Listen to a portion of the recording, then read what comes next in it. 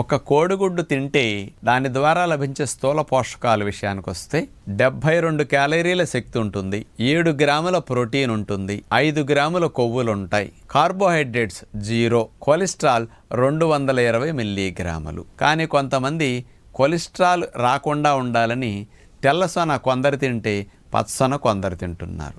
మరి తెల్లసొన తిన్న వారికి ఏమేం పోషకాలు అందులో వస్తాయి అంటే 17 క్యాలరీల శక్తి మాత్రమే వస్తుంది 72లో వైట్ సొనలో.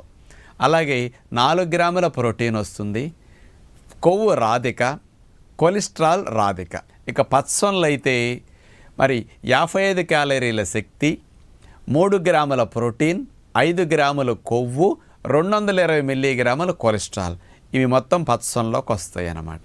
అందుకని ఏ సొన ఎవరు తింటున్నారో వాళ్ళకి అవగాహన కొరకు క్లియర్గా సెపరేట్ చేసి అందించడం జరిగింది.